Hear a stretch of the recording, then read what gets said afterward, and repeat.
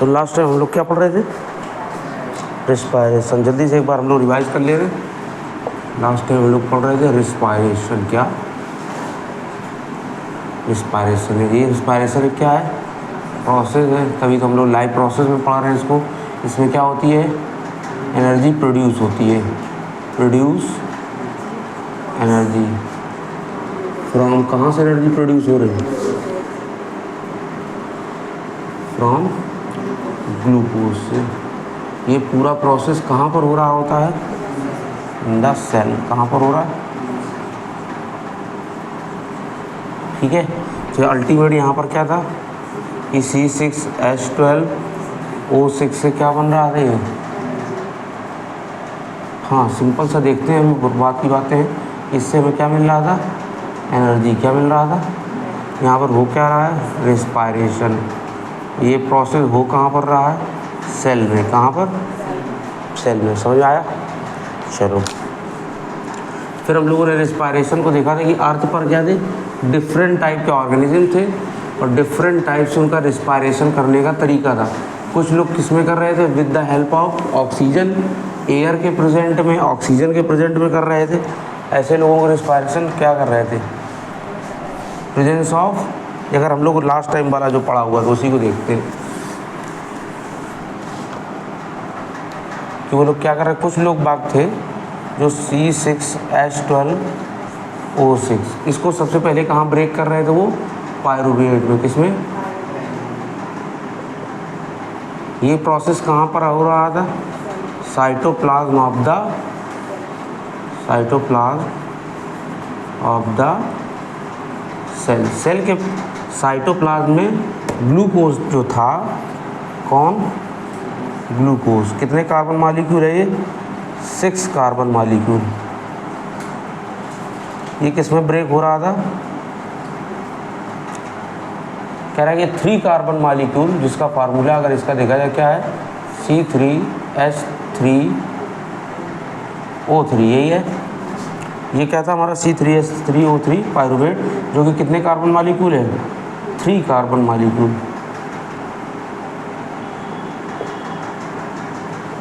कह रहा है इतना प्रोसेस जो हम लोगों ने ब्लैक से लिखा हुआ है, ये प्रोसेस सभी में क्या हो रहा है? सेम। क्या हो रहा है? अगर हम लोग बात की जाए, ग्रीन वाला आप लोग ध्यान देंगे, कह रहा है कि प्रेजेंस ऑफ ऑक्सीजन। किसके? ऑक्सीजन की प्रेजेंस। हम किसी को भी ऊपर नीचे लिख सकते हैं। यहाँ पर पहले नंबर पे क्या ले लिया हम लोगों ने? Presence of oxygen. तो कह रहा है ये प्रोसेस कहाँ पर होगा जा करके? माइटोकॉन्ड्रिया में। कहाँ पर होगा? कहाँ पर होगा ये प्रोसेस? तो कह रहा है कि यही पायरुवेट जो है, इसको किस में ब्रेक कर देगा? ये CO2 plus H2O plus energy. समझ में आया? ठीक है। फिर बोला जा रहा है कि कुछ लोग जो थे वो प्रेजेंस ऑफ ऑक्सीजन में कर रहे थे, बट कुछ लोग कैसे हैं? अब्सेंस ऑफ ऑक्सीजन में। क्या है? ऐसे ये लोग कौन से हैं? ईस्ट। क्या है? ईस्ट। जो कि अब ये भी लोग भी पायरुवेट को ब्रेक कर रहे हैं, कुछ ना कुछ पायरुवेट से क्या कर रहे हैं? बना रहे हैं। देखते हैं क्या चीज़ बना रहे हैं। तो पता चला वो लोग बना रहे हैं C2H5OH, जिसको हम लोग बोलते हैं एथाइल एल्कोहल। क्या बोलते हैं? Ethyl alcohol. ठीक है। या इसी को हम लोग बोलते हैं एथेनॉल। क्या बोलते हैं? प्लस और साथ में क्या बन रही? CO2। क्या बन रही? और साथ में क्या बन रहा है? एनर्जी। तो कह रहा है कि अल्टीमेट एनर्जी तो सब में बन रहा है, बट ये कैसा था? बहुत ही हाई एनर्जी बन रही थी, लगभग 36 to 38 ATP। इसमें एनर्जी कितना बन रही है? 36 से 38 ATP। और इसमें एनर्जी कितनी बन रही है? ओनली 2 ATP, जो कि इन दोनों के कंपैरिजन में बहुत ज़्यादा एक कम है और वो बहुत ज़्यादा। आ जाओ। आज भी स्कूल की छुट्टी उतने टाइम हो रही है। ठीक है। चलो लास्ट वाला अब हम लोग देख रहे हैं इसी में से। अब बोला जा रहा है लैक ऑफ ऑक्सीजन। क्या है? लैक ऑफ O2 या ऑक्सीजन। ठीक है।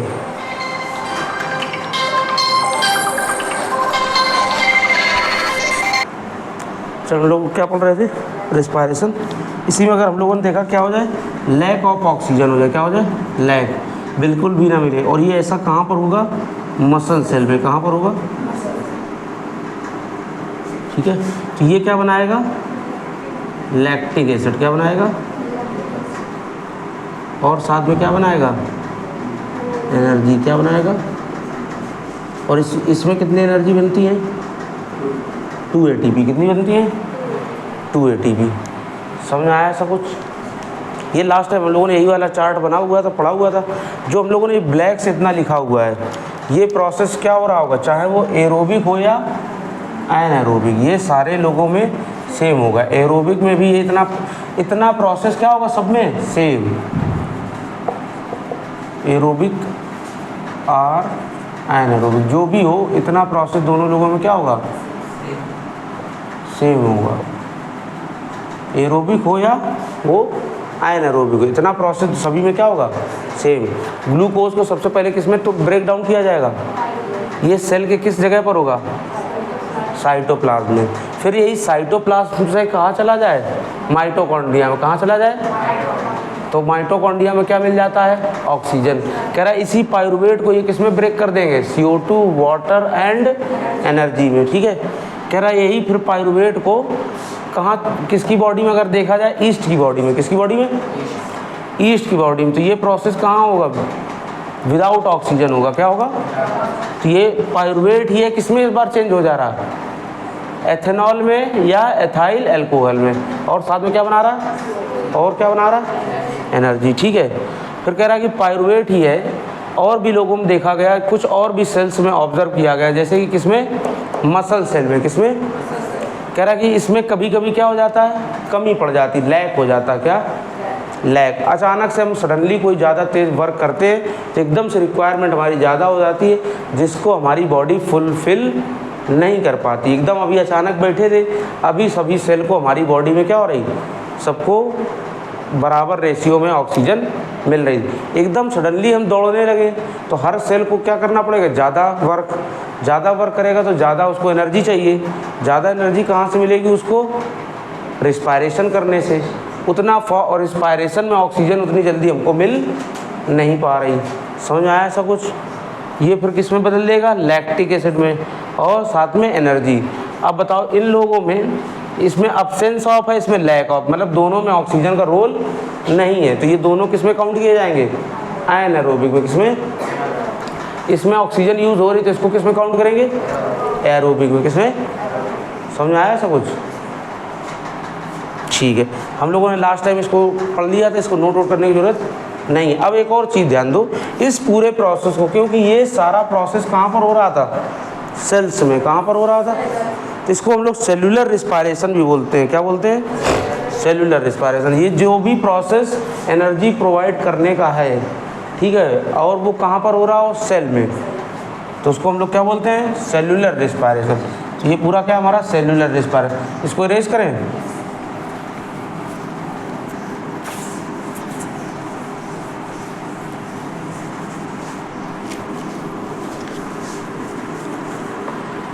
यहाँ तक हम लोगों ने लास्ट टाइम पढ़ लिया था। इसके आगे हम लोग कंटिन्यू करते हैं।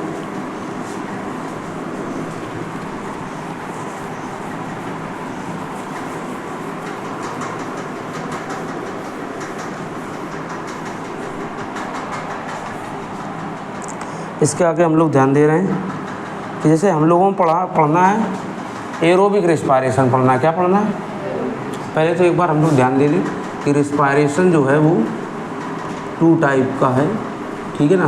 पहला कुछ फिनोमिना उसके कहाँ पर होते हैं।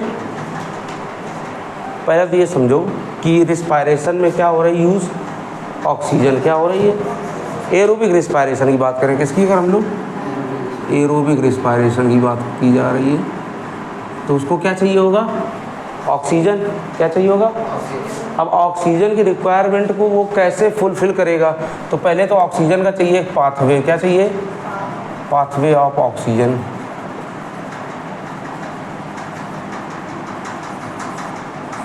ऑक्सीजन, ठीक है, कि उसको कहाँ से कैसे मिलेगी।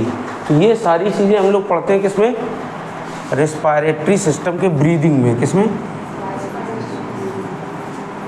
रेस्पायरेटरी सिस्टम के किस पार्ट में पढ़ेंगे हम लोग? ब्रीदिंग में, किसमें? ठीक है। फिर बोला जा रहा है कि जब ऑक्सीजन अगर मिल गई हो, क्या हो? ऑक्सीजन मिल चुकी है, अब उससे क्या है? एनर्जी प्रोड्यूस की जा रही हो। किस क्या की जा रही हो? एनर्जी। तो देखो यहाँ पर ध्यान दोगे आप, क्या है कि एरोबिक रेस्पायरेशन, पहले तो उसको किस पर डिपेंड करता है ये रेस्पायरेशन? पाथवे ऑफ, ऑक्सीजन उसको कहाँ से मिलेगी। तो ऑक्सीजन हम लोगों को कहाँ से मिलती है? नोज से। कहाँ से मिल रही? हम लोगों की बॉडी में क्या है? नोज, ठीक है। और कुछ लोगों की क्या है? प्लांट में कहाँ से वो मिल रही होगी? स्टोमेटा से। कहाँ से? स्टोमेटा से। कोई दिक्कत यहाँ तक? चलो यहाँ पर एक चीज़ ध्यान दो, तो कह रहे हैं जब ऑक्सीजन मिल गई होगी, एरोबिक रेस्पायरेशन, तो सबसे पहले वो क्या करेगा? ग्लूकोज को ब्रेक डाउन करेगा, C6H12O6 को, किसके हेल्प से? ऑक्सीजन के हेल्प से इसको ऑक्सीडेशन करवाएगा, ब्रेक डाउन कराएगा। तो क्या हो जाएगा? CO2 plus water plus energy. क्या मिलेगी? एनर्जी। समझ में आया ऐसा कुछ? इसको हम लोग बोलेंगे, ये प्रोसेस कहाँ पर हो रहा है? सेल्स में। कहाँ पर? इसलिए इसको हम लोग क्या बोलेंगे? Cellular respiration. क्या बोलेंगे?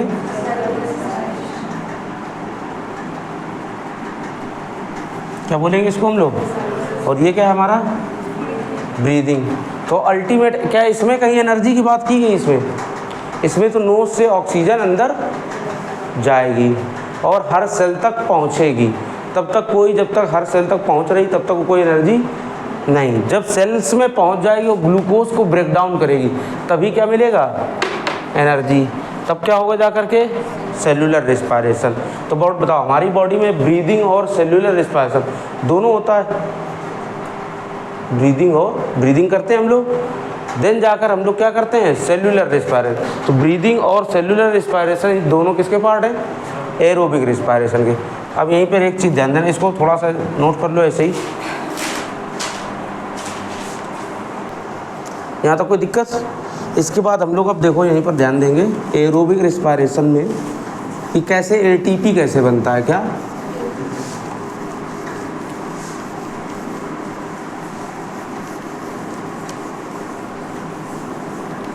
सिंपल सा हम लोग देखते हैं यहीं पर, अगर हम लोग देखें एरोबिक रेस्पायरेशन को, किसको?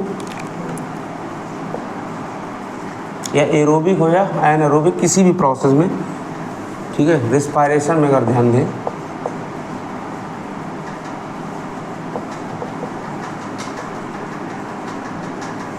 कह रहा रेस्पायरेशन में क्या मिलेगा? C6H12O6, ठीक है।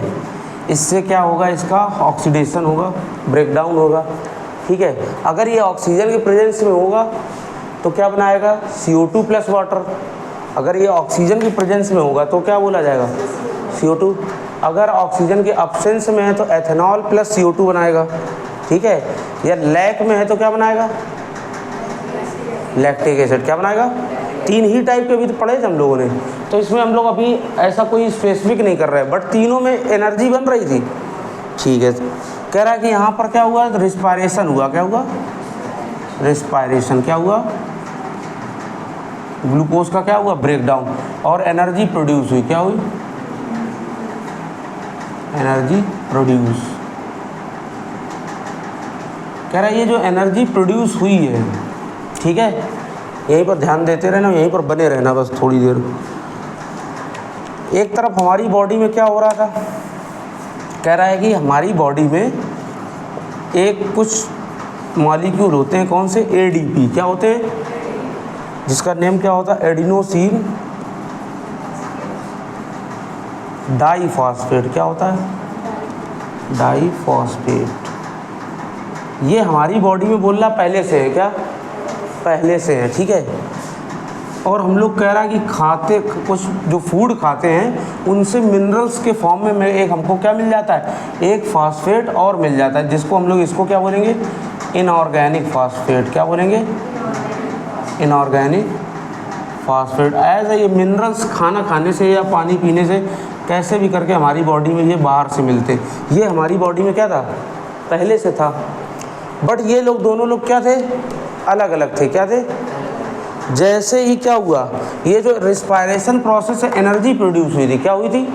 Energy produce. तब ये दोनों लोगों को इन्होंने क्या कर दिया, इसने जो एनर्जी ये प्रोड्यूस हुई है, इन दोनों को क्या कर दिया, इस एनर्जी ने इसको बाइंड कर दिया, जोड़ दिया। और जोड़ने के बाद बताओ क्या बनकर तैयार हुआ? एटीपी। क्या बनकर तैयार हुआ? एटीपी। इधर ध्यान दो, ये हमारी बॉडी में पहले से था, ये खाना खाने से मिला, बट ये दोनों लोग अलग अलग घूम रहे थे। क्या थे? जो एनर्जी प्रोड्यूस हुई, क्या हुई? एनर्जी प्रोड्यूस हुई, वो एनर्जी प्रोड्यूस करके इन दोनों को क्या करती है? जोड़ दिया। तो पहले यहाँ पर क्या था? डाई फास्फेट, सॉरी, पहले क्या था? ये एक और जुड़ गया, तो अब क्या बन गया? Try phosphate. तो इसका नेम क्या बन जाएगा? Adenosine try phosphate. क्या बन जाएगा? समझ में आया सब कुछ? सिंपल सा, कोई दिक्कत यहाँ तक? ये क्या बन गया जाएगा? Adenosine try phosphate. अब सुनो मेरी बात, ये जब बन के तैयार हुआ, ठीक है, तो इसको कैसे बनकर तैयार हुआ? एनर्जी मिली थी तब ये दोनों जुड़े थे। अगर ये जब भी कभी यूज़ किया जाएगा तो ये फिर से क्या होगा? एडीपी मतलब एडिनोसिन डाई फास्फेट और फास्फेट में ब्रेक होगा। जो इस बनते समय इसने एनर्जी ली थी, उतनी ही एनर्जी अपने टूटते समय, ब्रेक डाउन होते समय रिलीज़ करेगा। समझ में आया सब कुछ? इसीलिए इसको हम लोग क्या बोलते हैं? Energy currency. क्या बोलते हैं इसको हम लोग? क्या बोलते हैं हम लोग इसको?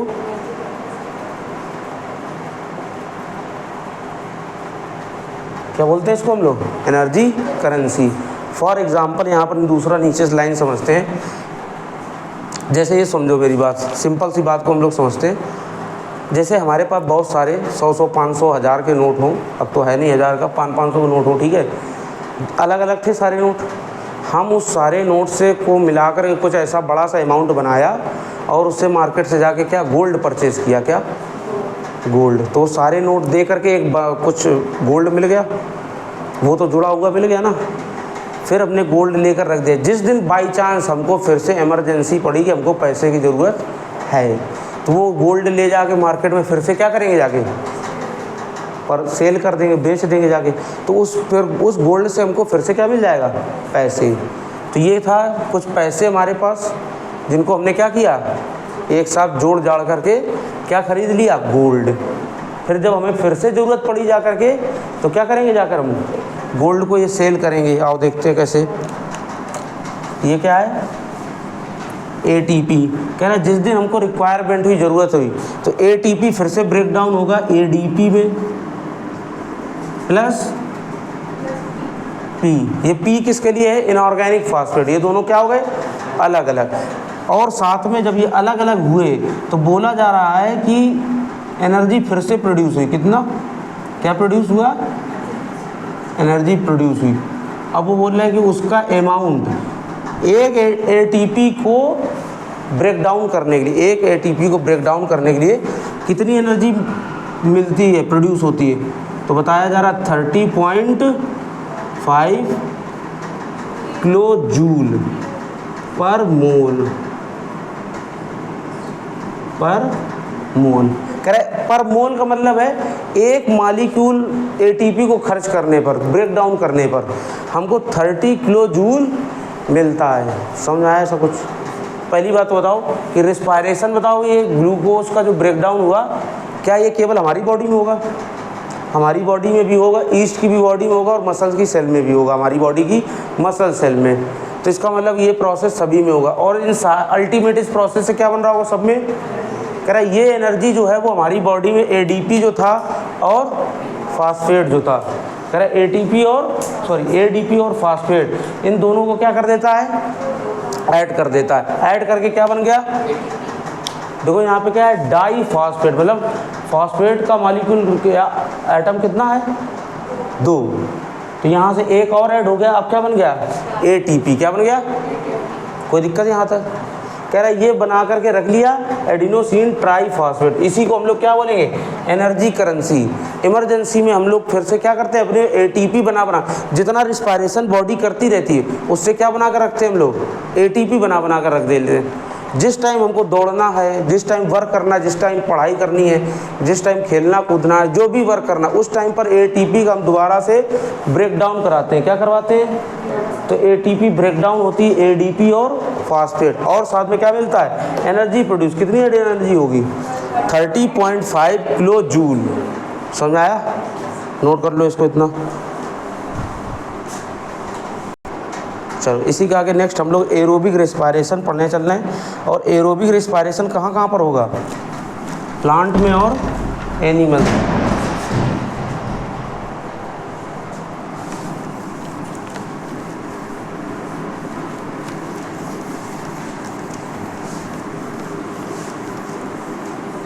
एनारोबिक हमारे सिलेबस में ज़्यादा नहीं है, उतना ही था ईस्ट के बारे में, ठीक है।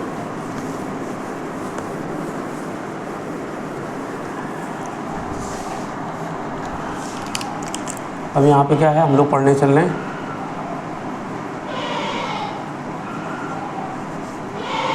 रिस्पायरेशन। रिस्पायरेशन का भी कौन सा वाला पार्ट पढ़ने चल रहे हैं हम लोग, एरोबिक रिस्पायरेशन। क्या,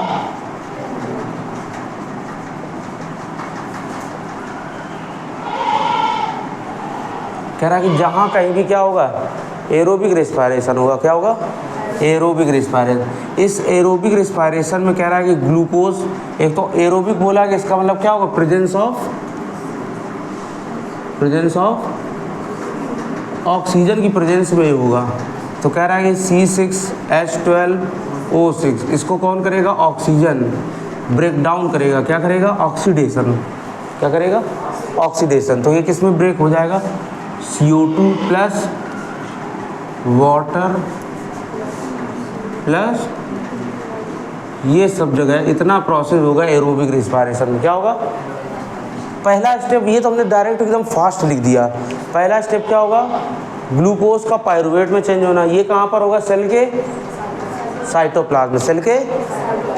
फिर कह रहा है कि पायरुवेट का किसमें, CO2 प्लस वाटर में चेंज होता है। इसको डायरेक्ट इतना शॉर्ट में लिख दिया, ठीक है। तो पता चला कि एरोबिक रिस्पायरेशन जो है वो कहाँ कहाँ पर होगा,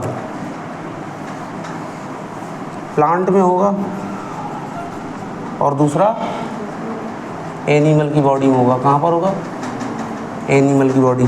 तो हम लोग पढ़ने क्या चल रहे हैं, पहले पढ़ेंगे हम लोग प्लांट की बॉडी। किस में पढ़ेंगे, तो हम लोग लिखेंगे नेक्स्ट, हमारा हेडिंग होगा एरोबिक रिस्पायरेशन इन प्लांट। इतना आप लोग इसको नोट करो फटाक से। चलो हम लोग इसी को थोड़ा सा रेस करके respiration, aerobic respiration in plant को पढ़ना स्टार्ट करेंगे।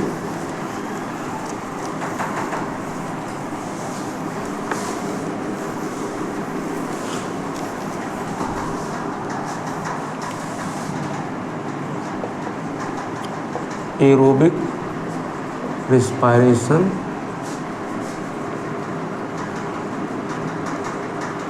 In plant. ये कहाँ पर हम लोग पढ़ेंगे, एरोबिक रिस्पायरेशन प्लांट में। कहाँ पर पढ़ेंगे, प्लांट में। आओ देखते हैं थोड़ा सा। कह रहा है कि इसमें हम लोग कब ऑक्सीजन एंटर कर रही है और कब ऑक्सीजन एग्जिट कर रही है, इन बातों पर क्या करना है, ध्यान देना है। इस बात पर ये डिपेंड करता है एरोबिक रिस्पायरेशन। तो हम अगर देखें इसमें, अगर हम लोग पहली लाइन क्या है, ऑक्सीजन क्या है, कब एंटर हो रही है प्लांट में, ठीक है। और दूसरा क्या है, ऑक्सीजन कब एग्जिट कर रही, प्लांट्स की बॉडी से बाहर जा रही है। तो कह रहा है कि एंटर और एग्जिट करना किस बात पर डिपेंड करता है, तो कह रहा है कि एंटर करना या एग्जिट करना। प्लांट की बॉडी में दो ही चीज़ें हैं, एक तो है स्टोमेटा, क्या है, दूसरा है इंटरसेल्यूलर स्पेस। क्या है, इंटरसेल्यूलर। कहाँ से बताओ, अगर पूछा जाए आपसे कि हमें रिस्पायरेशन प्लांट में देखना, तो रिस्पायरेशन हमारा हो गया, वो सेल वाली जो चीज़ बतानी है कि ग्लूकोज को पायरुवेट में तोड़ना, ठीक है, ब्रेक डाउन करना, पायरुवेट का CO2 और वाटर में। तो यही हमारा एरोबिक है। ऐसा हर एक प्लांट की सेल में और एनिमल की सेल में ये सब में होगा।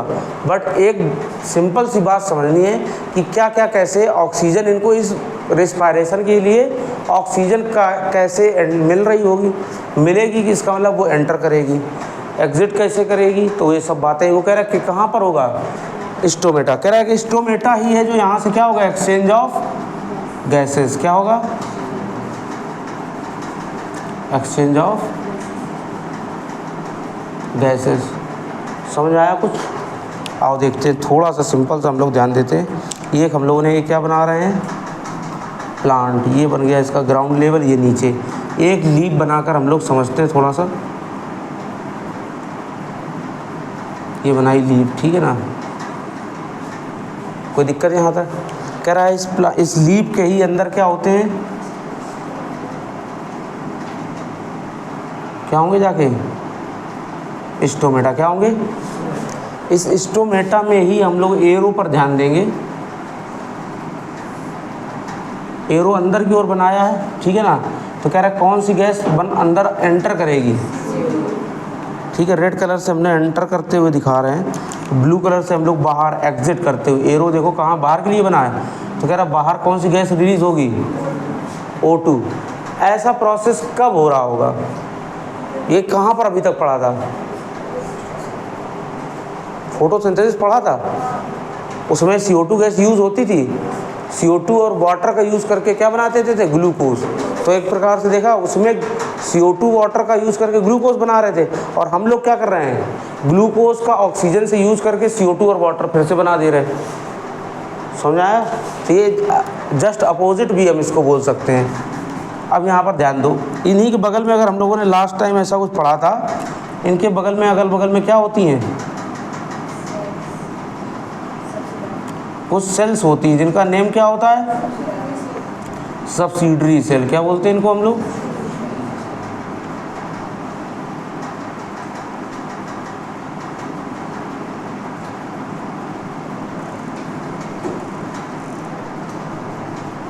इन्हीं के बगल में क्या रहूँगी, सब्सिडरी सेल, ठीक है। सॉरी। अब यहाँ पर एक चीज़ ध्यान दो कि प्लांट की बॉडी में दो प्रोसेस होते हैं। क्या होते हैं, इधर ध्यान देंगे, ये है प्लांट और दो प्रोसेस। पहला प्रोसेस है फोटोसिंथेसिस। क्या है, क्या है, फोटोसिंथेसिस। कह रहा है कि फोटोसिंथेसिस में एंटर कौन सी करेगी, CO2, और यूज किस, रिलीज कौन सी करेगी, O2। कह रहा दूसरा प्रोसेस क्या है, रिस्पायरेशन। क्या है, कह रहा रिस्पायरेशन में कौन सी गैस एंटर करेगी, तो कह रहा ऑक्सीजन, और रिलीज कौन सी करेगा, CO2। ये प्लांट में क्या हो रहे होंगे, दो प्रोसेस हो रहे होंगे, ठीक है। दोनों में गैसेस का एक्सचेंज कुछ इस टाइप से चल रहा है। फोटोसिंथेसिस में CO2 यूज़ कर रहा है, रिलीज क्या कर रहा है, रिस्पायरेशन में यूज़ क्या कर रहा है, O2, और CO2 रिलीज कर रहा है। तो पहली बात तो ये समझना है कि हमने देखा कि एरोबिक रिस्पायरेशन अगर प्लांट में ध्यान देते हैं तो कह रहा है कि इस पर ध्यान दीजिए कि कब O2 एंटर हो रही, कब O2 एग्जिट हो रही। तो कह रहा है कि ठीक है, इसके लिए हमें पढ़ना तो पड़ेगा कि पहले गैसेस एंटर कहाँ से करती हैं, क्या। तो अभी ये कोई बड़ी बात नहीं है, तो केवल हमने मोटिव है पढ़ने का, ठीक है। तो कह रहा है कि स्टोमेटा और इंटरसेल्यूलर स्पेस, ऑक्सीजन का एंटर होना और एग्जिट होना किसकी हेल्प से होगा, स्टोमेटा से, और इंटरसेल्यूलर स्पेस से, ठीक है। अब यहीं पर सभी लोग आ जाओ वापस से, इसको हटा दें।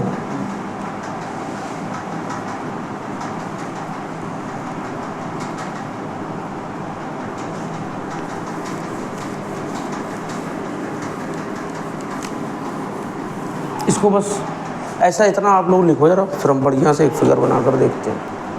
इसी में थोड़ा सा और यहाँ पे नोट कर लेना कि फोटोसिंथेसिस होता है ओनली डे टाइम। कब होता है, दिन के समय में। और ये क्या होता है, ये 24 आवर्स होता है, डे एंड नाइट। ये आप इसी में इसका नोट कर लेना, ठीक है। आओ हम इसको पहले एक बार अच्छे से कुछ समझने की कोशिश करते हैं।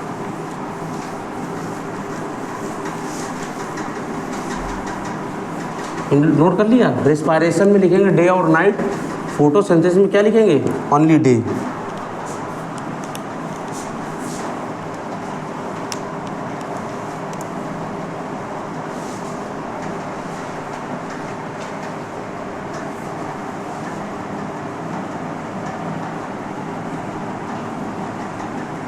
ठीक है, एक हम लोगों ने लीप बनाई है, लीप के बेस पर हम लोग कुछ समझते हैं बातों को।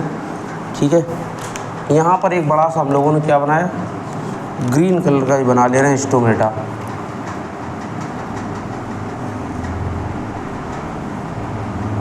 और इन्हीं के यहाँ पर क्या होता है, डॉट डॉट क्या होते हैं, क्लोरोप्लास्ट क्या होते हैं। ठीक है, क्या होंगे, कोई दिक्कत।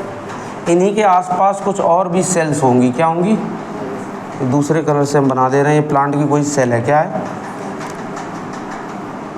बहुत सारी प्लांट में हर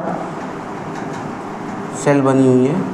ठीक है, इस सेल में भी क्या होना है, रेस्पायरेशन, क्या होना है, इसको चाहिए होगा क्या, ऑक्सीजन, क्या चाहिए होगा, ऑक्सीजन।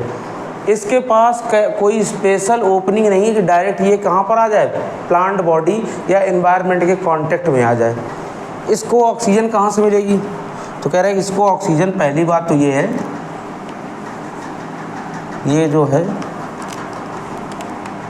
कि इसको मिलेगा क्या, यहाँ से एंटर ओनली ऑन कौन होगा, CO2, कौन एंटर होगा, और रिलीज कौन सा होगा, O2। और इसको चाहिए था ऑक्सीजन, क्या चाहिए था, क्या चाहिए था, ठीक है। तो ये प्रोसेस का मतलब कौन सा हो रहा होगा, फोटोसिंथेसिस का। कौन सा, कह रहा है कि फोटोसिंथेसिस इतना बड़ा प्रोसेस, इतना हाई प्रोसेस, इतना हाई अमाउंट में ऑक्सीजन बना के रख देता है। क्या बनाता है, इसने चारों तरफ से क्या लिया, CO2 क्या लिया, ठीक है, और क्या बनाया, ऑक्सीजन। कह रहा कि जितना पार्ट बनाया है उसका 90%, मान लो कि जैसे फॉर एग्जांपल ऐसे हम लोग समझें कि इसने ऑक्सीजन बनाया 10 लीटर, फोटोसिंथेसिस में ऑक्सीजन बनाया है 10 लीटर, कितना बनाया, 9 लीटर क्या कर देगा, रिलीज, क्या कर देगा, कुछ अप्रॉक्सीमेट डाटा है, ये सही डाटा नहीं आपको समझाने के लिए। ये क्या कर दे रहा है, 9 लीटर, 1 लीटर क्या करेगा, अपने सेल्स को भेजेगा, अपनी खुद की सेल्स को क्या करेगा, सेंड, 1 लीटर सेंड करेगा, ट्रांसफ़र करेगा किसके पास, sales of the plant, sales of the plant, plant की सेल्स को। ठीक है, तो 9 लीटर क्या कर रहा है, बाहर रिलीज कर रहा है। 1 लीटर क्या कर रहा है, तो एंटर होने का केवल क्या है, स्टोमेटल पोर, कहाँ से, फिर कह रहा है कि यहाँ से यहाँ तक कैसे पहुँचेगा, तो क्या कहेंगे हम लोग, इंटरसेल्यूलर स्पेस। यहाँ पर क्या फॉर एग्जांपल है, ब्लैक कलर से हम लोग देखते हैं कि यहाँ पर एक क्या पाई जा रही होगी, सेल, फिर इसके यहाँ पर एक सेल, फिर एक,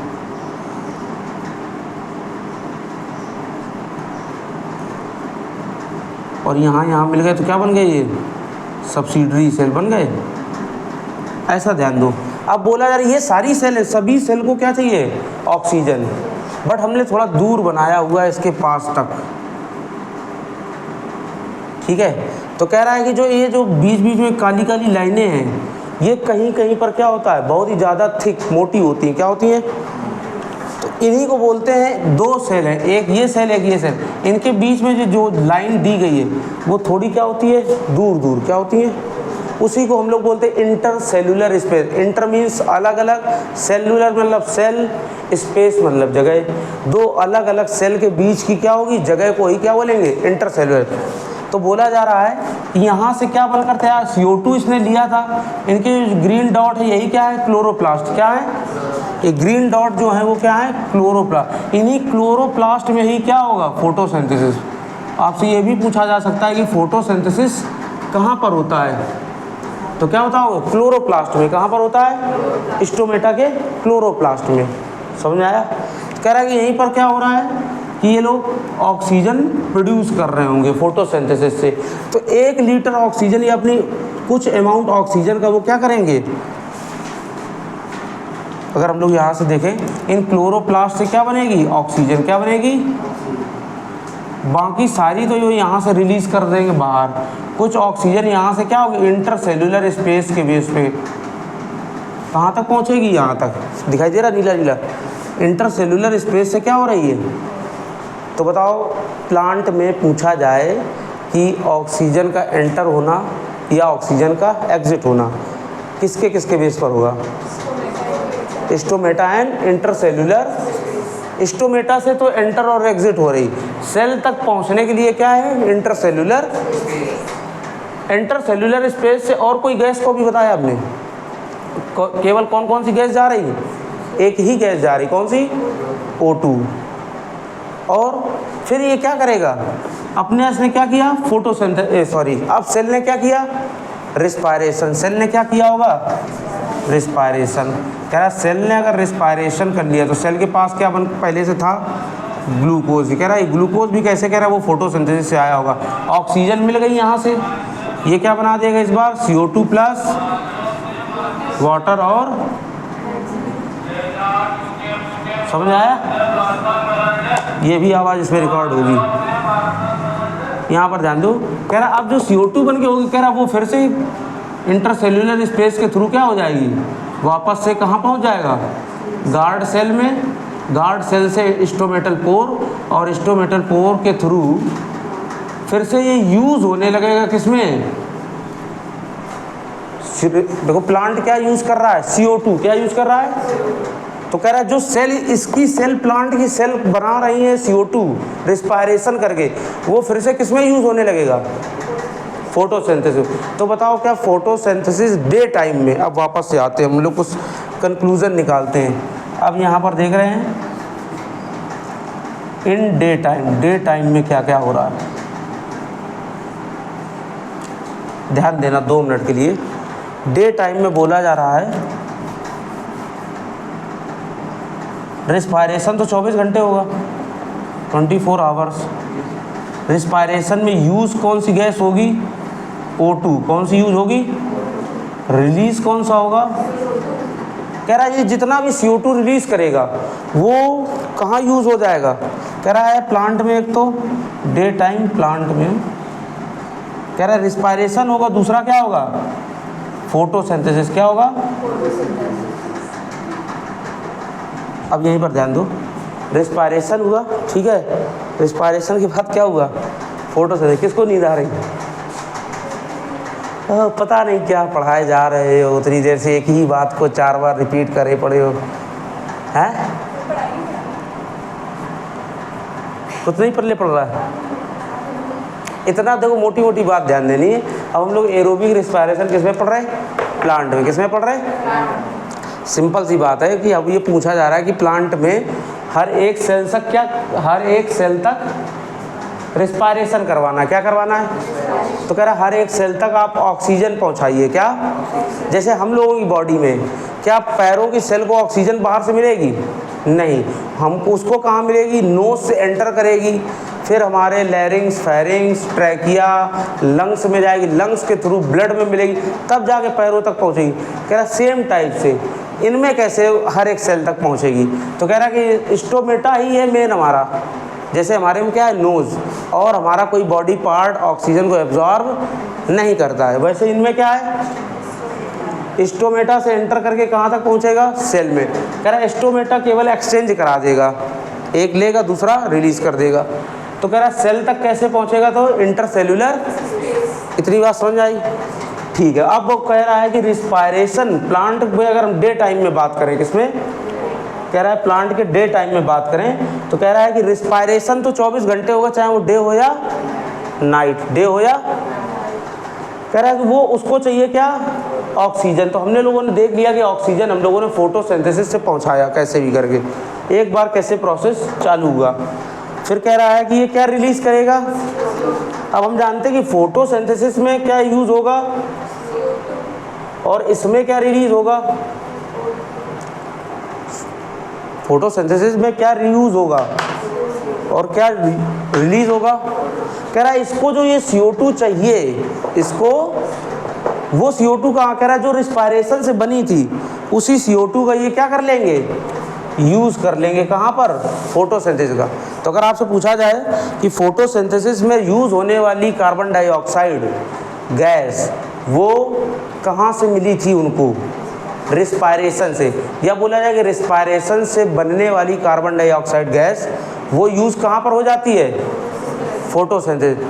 समझ आया? कह रहा है कि अभी हमने देखा था बनती बहुत ज़्यादा गैस है, यूज़ कितना कर पाता है प्लांट, उसका 10%, बहुत ही कम। तो कुछ पार्ट कहाँ यूज़ हो रहा जा गए, खुद इसी में, और कुछ पार्ट क्या हो जाएगा, मेजर पार्ट क्या होगा, रिलीज इनटू एनवायरनमेंट। ये कहाँ हो जाएगा, रिलीज एनवायरनमेंट में क्या हो जाएगा, रिलीज। और ये जब ऑक्सीजन गैस हमको मिलेगी तो हम लोग इसका यूज़ करेंगे। तो डे टाइम में बताओ प्लांट कौन सी गैस रिलीज करते हैं, देखो जो रिस्पायरेशन में रिलीज कर रहे थे वो खुद प्लांट यूज़ कर रहा है फोटोसिंथेसिस, तो CO2 यूज़ कर बाहर रिलीज कर पाएगा, जितनी बना रहा है वो टोटल यूज़ कर ले रहा है किसमें, कह रहा है फोटोसिंथेसिस में ऑक्सीजन बहुत ज़्यादा बनाता है, यूज उसका कम कर पा रहा है, इसलिए थोड़ा पार्ट अपने बॉडी में यूज़ करेगा वो, और बाकी का पार्ट क्या करेगा, रिलीज करेगा। समझ आया ऐसा कुछ? तो पूछा जाए डे टाइम में प्लांट कौन सी गैस रिलीज करते हैं, O2 ऑक्सीजन रिलीज करते हैं। समझ आया? चलो इसको नोट कर लो, अभी नाइट टाइम वाला भी हमें बताना है, कंप्लीट कर लेते हैं। चलो ये पूरा डे टाइम का समझ आया, इस तरफ नोट कर लिया, इस तरफ हम लोग केवल बताते हैं in night time, at night time, जो भी लिख लो इंग्लिश, एट नाइट, रात में क्या हो रहा होगा, ठीक है ना। रात में हम लोग लिखेंगे, सिंपल सी बात है, प्रोसेस, पहला प्रोसेस क्या होगा, रिस्पायरेशन तो 24 घंटे होगा दिन रात, ठीक है, बट नाइट के टाइम में क्या होगा, नो फोटोसिंथेसिस। हम लोगों ने फोटोसिंथेसिस डेफिनेशन में पढ़ा था कुछ ऐसा, फोटोसिंथेसिस की डेफिनेशन में ऐसा कुछ पढ़ा हुआ था कि उसको क्या होता है, in the presence of sunlight and chlorophyll, ऐसा कुछ लाइन मिली थी। तो इसको सनलाइट जब नहीं मिलेगी रात में तो क्या होगा, नो फोटोसिंथेसिस, कोई भी फोटोसिंथेसिस, ओनली क्या होगा, रिस्पायरेशन में डे टाइम में जो भी उसने ऑक्सीजन बना कर रखी होगी उसी का वो ये क्या करेगा, यूज़, ऑक्सीजन क्या करेगा, यूज़ करेगा O2 को, कौन, रिस्पायरेशन में, और रिलीज़ क्या करेगा। अब बताओ अगर ये CO2 रिलीज़ करेगा, अब इसका CO2 को यूज़ करने वाला है, फोटोसिंथेसिस तो हो ही नहीं रहा है, हो रहा है फोटोसिंथेसिस, तो नाइट टाइम में प्लांट कौन सी गैस रिलीज़ करेंगे, इसलिए क्या बोला जाता है, नाइट के टाइम में ट्री या प्लांट के नीचे नहीं सोना चाहिए। समझ आया? क्यों नहीं सोना चाहिए, बहुत ही थर्ड क्लास में हम लोगों को पहली बार जब साइंस पढ़ाई जाती है तब यही से क्वेश्चन से स्टार्ट होती है, रात में हमें पेड़ों के नीचे, ट्री प्लांट के नीचे नहीं सोना चाहिए, क्योंकि रात में फोटोसिंथेसिस नहीं हो रही, फोटोसिंथेसिस नहीं हो रही तो ऑक्सीजन रिलीज़ नहीं हो रही होगी। समझ आया? बट 24 घंटे क्या हो रहा होगा, रिस्पायरेशन तो दिन में, अगर आपसे पूछा जाए क्या दिन में CO2 रिलीज होती है, बट वो तुरंत यूज़ कहाँ कर लेते हैं, फोटोसिंथेसिस में, इसलिए प्लांट की बॉडी से बाहर रिलीज नहीं होती है। समझ आया? इस टाइम क्या हो रहा है, इस टाइम फोटोसिंथेसिस हो नहीं रहा है, इसलिए प्लांट की बॉडी से बाहर क्या होगा, रिलीज। तो हम क्या लिख सकते हैं, रिलीज इनटू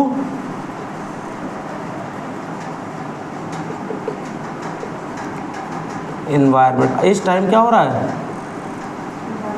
एनवायरनमेंट में रिलीज हो रही है। समझ आया कुछ? चलो इन लोगों को नोट कर लो, फिर इसके आगे मिलते हैं हम लोग कल।